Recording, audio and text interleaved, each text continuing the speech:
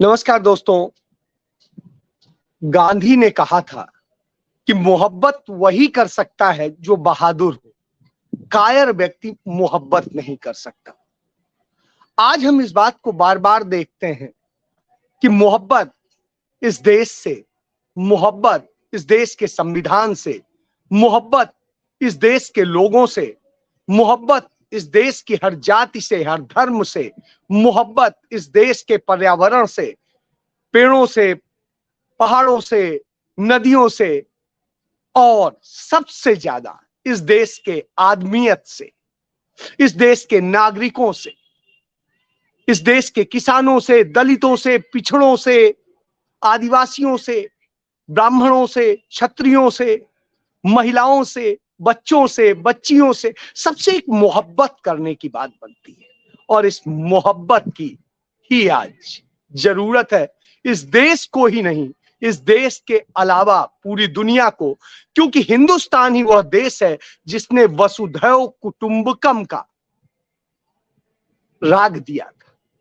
उस राग में जहां पर सूफी संस्कृति होती थी, गंगा जमुनी तहजीब होती थी, वह हिंदुस्तान हमारा हिंदुस्तान है, वह भारत हमारा भारत है, वह इंडिया हमारा इंडिया है। और उस इंडिया में हमारे प्रधानमंत्री ने कल अपनी मन की बात में कहा कि भारत के पहले संविधान संशोधन के जरिए अभिव्यक्ति की स्वतंत्रता छीन ली गई। मुझे बड़ा अजीब सा लगा। वह शख्स, वह नरेंद्र मोदी यह बात करता है जो खुद अभिव्यक्ति की स्वतंत्रता का कितना बड़ा विनाशक है, इसका एक नहीं लाखों उदाहरण मौजूद हैं। उनके खिलाफ जो पत्रकार बोला उसकी नौकरी चली गई, जिसने कुछ ज्यादा बोला उसके खिलाफ एफआईआर दर्ज हो गई, जिसने हर सच दिखा दिया उसके यहां छापे पड़ गए, उसकी कंपनी में छापे पड़ गए, और न जाने क्या क्या हुआ।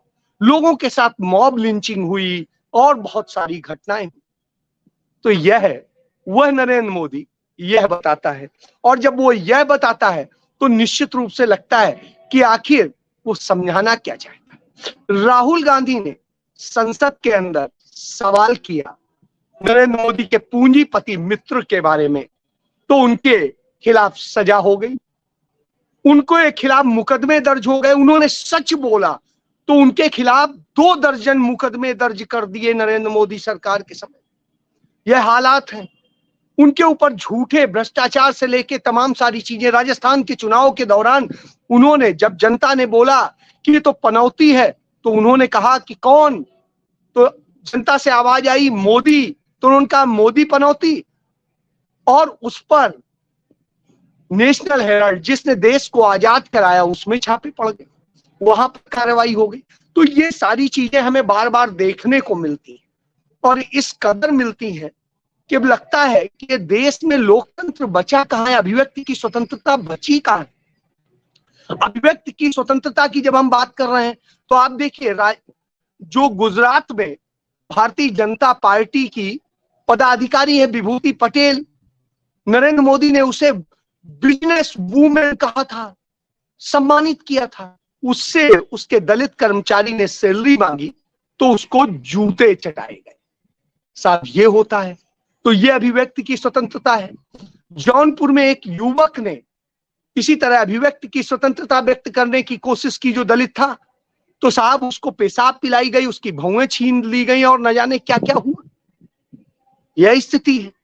इस स्थिति में कांग्रेस खड़ी होती है, वो दलित सम्मान की बात करती है और दलित सम्मान संवाद की पूरी श्रृंखला चलाती है अजय राय के नेतृत्व में। उस स्थिति में बहुजन समाज पार्टी, जो दलितों की राजनीति करती है, उसे दर्द होने लगता है, भारतीय जनता पार्टी को दर्द होने लगता है। तो साहब उन्हें बताते हैं, लेकिन ये अत्याचार करते हैं, और अत्याचार करने के बाद खुद को कहते हैं कि हम ये हैं। राहुल गांधी इसीलिए कहते हैं कि हर व्यक्ति को अधिकार दिया जाना चाहिए। यही कांग्रेस का विचारधारा है। और राहुल गांधी कहते हैं इकलौती कांग्रेस ही ऐसी है जो कभी भी भाजपा के साथ किसी भी स्थिति में समझौता नहीं कर सकती। मैं नहीं कर सकता, क्योंकि हमारी विचारधारा अलग है, उनकी विचारधारा अलग है। एक बात बड़े सलीके से समझने वाली है कि कांग्रेस पार्टी 100% हो सकता है परफेक्ट, राजनीतिक दल ना हो, लेकिन कांग्रेस पार्टी कम से कम वह दल है जहां पर इस तरह से भ्रष्टाचार नहीं होता है, जहां पर इस तरह से अन्याय नहीं होता है, जहां बलात्कारियों को संरक्षण नहीं दिया जाता है, जहां पर हत्यारों को संरक्षण नहीं दिया जाता है, मॉब लिंचर्स को नहीं दिया जाता है।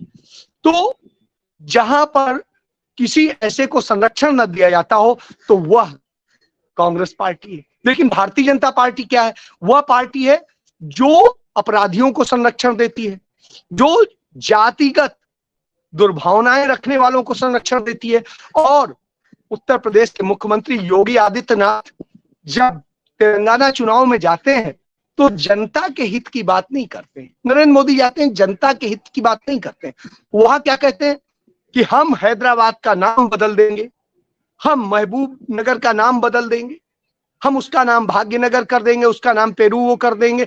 इस तरह से क्या मतलब? बस सिर्फ नाम बदल सकते हैं, ड्रामे कर सकते हैं, मदारी करते हैं। नरेंद्र मोदी की स्थिति क्या है? नरेंद्र मोदी कर्नाटक जाते हैं, बेंगलुरु, और बेंगलुरु में HAL की फैक्ट्री जो पंडित जवाहरलाल नेहरू ने बनाई, उसमें बने तेजस पर बैठ करके यात्रा करते हैं, बादलों को हाय हेलो करते हैं। साहब शायद उन्हें देवता और सब कुछ नजर आते हैं जिनसे हाय हेलो कर रहे थे, क्योंकि बादलों में और कोई तो था नहीं। किससे हेलो कर रहे थे ये नहीं समझ में आ रहा है।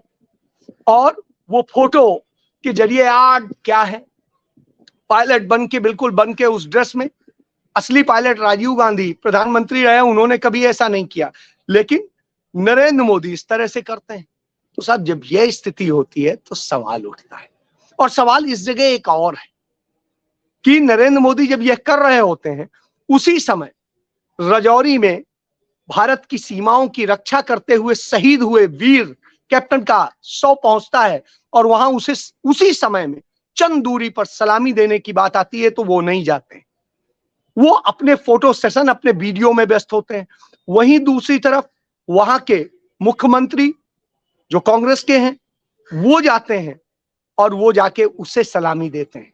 वो इस ड्रामे में नहीं पड़ते, मदारी का खेल नहीं दिखाते। तो यहां मदारी का खेल होता है। मदारी का खेल इस कदर होता है कि आप देखिए कि जब आगरा में वो शहीद कैप्टन का 100 पहुंचता है तो उसकी मां को जाकर के चेक देने के लिए मंत्री फोटो खिंचाने के लिए परेशान होते हैं, और वो कहती है महिला कि ये प्रदर्शनी मत लगाइए, मेरा बच्चा, सोचिए उसके दर्द को, महसूस कीजिए, जिसने अपना बच्चा खोया इस देश के लिए। उसके प्रति आपको संवेदना नहीं, आपको प्रचार है। आप कोई मंदिर बनवाने की बात करता है, कोई तीर्थ यात्राएं कराने की बात। एक मैंने आज का विज्ञापन देखा, आम आदमी पार्टी की सरकार का पंजाब का विज्ञापन, कि हम पंजाब से लोगों को तीर्थ यात्रा करवाने के लिए वो करा रहे हैं, आज से जत्था रवाना करेंगे अरविंद केजरीवाल। तो साहब उसमें क्या है? उसमें आपको यहां तीर्थ ले जाएंगे, वहां ले जाएंगे। अरे भैया, तीर्थ कराना काम किसका है? धार्मिक संस्थाओं का है। उनको आप दीजिए, उनको रियायत दीजिए, छूट दीजिए, वो कराएं, तमाम धार्मिक लोग कराएं, और ये सब करेंगे तो एक बेहतर माहौल बनेगा। लेकिन साहब धर्म की राजनीति करनी, तो एक तरफ वो धर्म की राजनीति दिखाते हैं, एक तरफ ये दिखाते हैं, और इस तरह की राजनीति चलती है। जरूरत क्या है?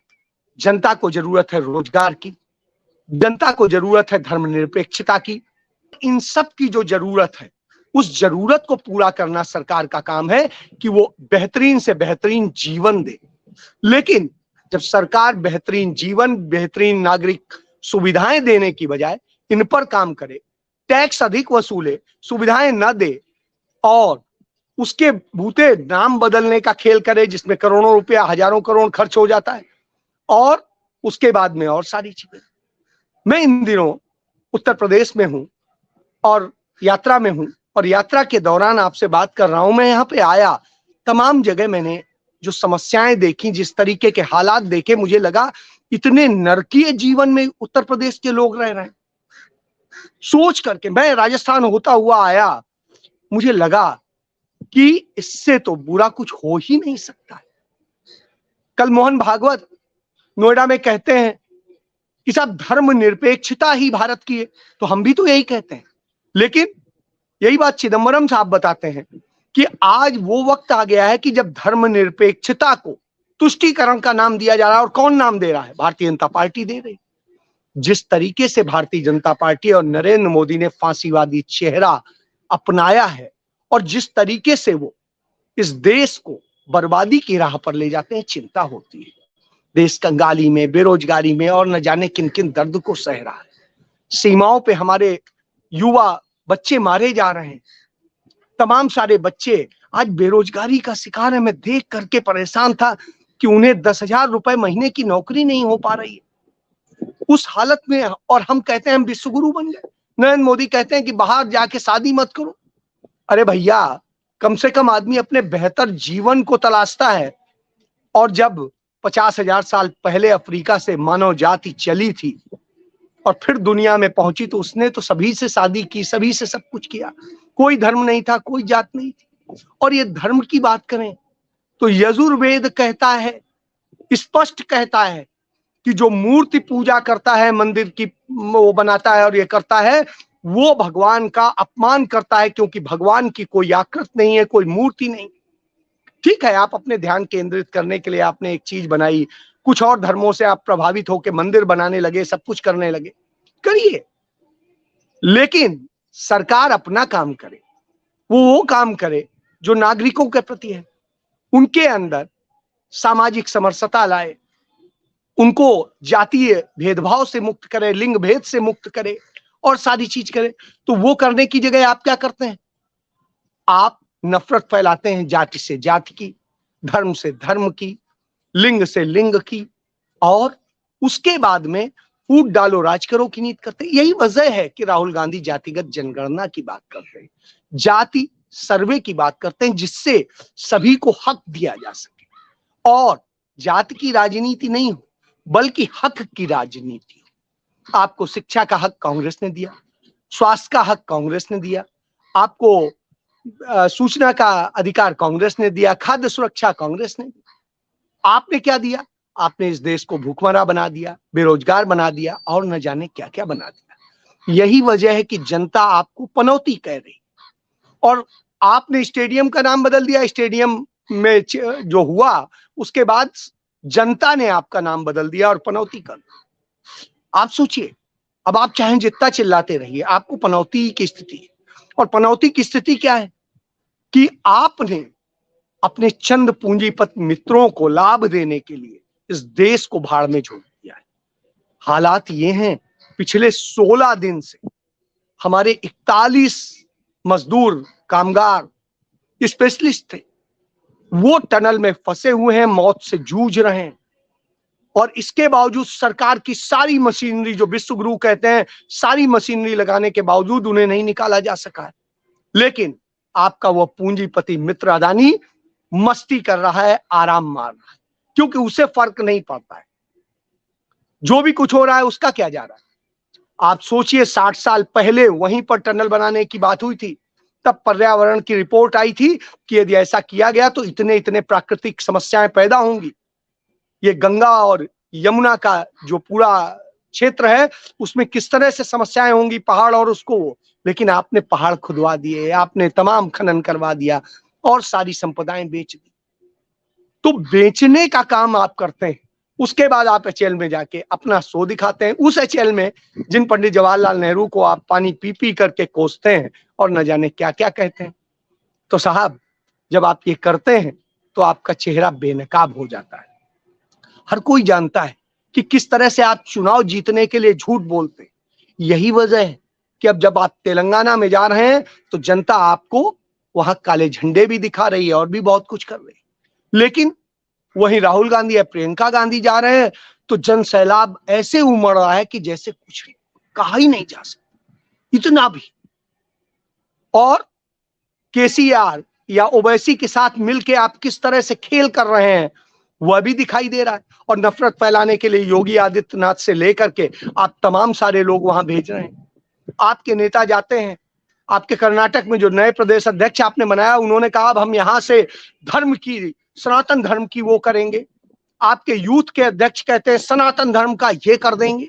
अरे साहब, धर्म क्या है? धर्म मानवता है और यही हर धर्म सिखाता है। इसको आप सीख लें तो शायद देश का भला हो जाए, नहीं तो बेड़ा गर्क आप कर रहे हैं और जनता अब आपको पनौती का खिताब दे चुकी है। तो अब ये जनता को फैसला करना है कि वो इस पनौती के साथ खड़ी होती है जो नाइंसाफी करता है या इंसाफ करने वाली कांग्रेस और राहुल गांधी के साथ। क्योंकि परफेक्ट तो कोई नहीं होता, लेकिन इनसे 1000 गुना बेहतर वो। जय